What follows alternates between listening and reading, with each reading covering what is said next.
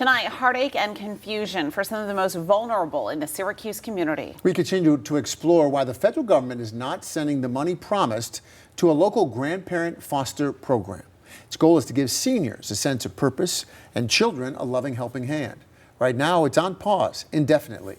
Our Connor White's in studio tonight with more. Connor? Matt, Megan, the problem is that Peace Incorporated says, which is running the foster grandparent program, says the Federal Office of Management and Budget is withholding $465,000. That's money approved by last year's Congress, but it's now in limbo, not just for the Syracuse nonprofit, but dozens of similar programs nationwide. Just about every day, a Syracuse man in his 70s wakes up excited for school. It gives me a reason to get up and get out during the day. It gives me a motive. When William Zimmer goes to McKinley Brighton Elementary, he's not there for geometry or civics lessons. He's there as a volunteer with the Peace Incorporated Grandparent Foster Program, the Syracuse version of a nationwide effort. It matches low-income seniors with children who need a mentor. Between this and church, I'd say 90% of my life.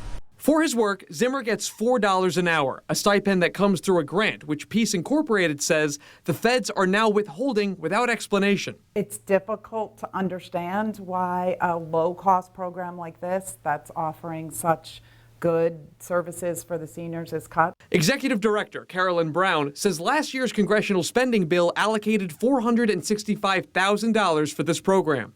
That money provides the $4 an hour stipend to 68 volunteers and full-time salaries to 2 Peace employees.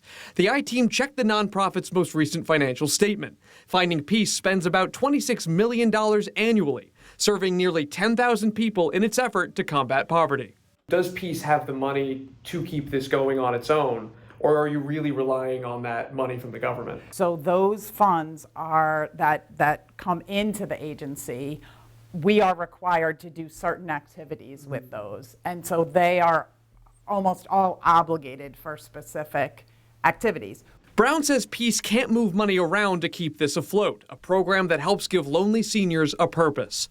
Zimmer was recently honored for volunteering for 15 years.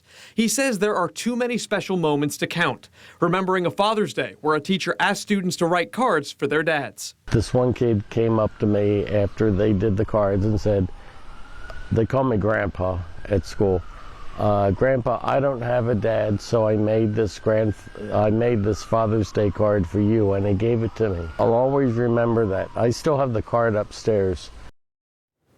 In a statement, Congressman John Mannion says, in part, this is yet another troubling example of this administration leaving essential community-based organizations in the dark and harming students and seniors. Now, there is hope here from the organization that the funding will eventually come through.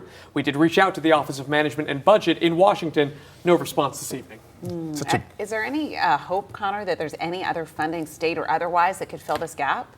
Not at the moment. You know, we're talking about $25 million that this nonprofit normally plays with. A lot of it is very specific.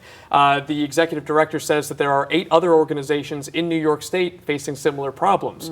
A lot of this work is done through the Syracuse City School District, so she says there are conversations about some version of this program, but it certainly won't be the same if that money doesn't come through. A very personal example of how these cuts do impact people, Connor. Thank you for sharing that.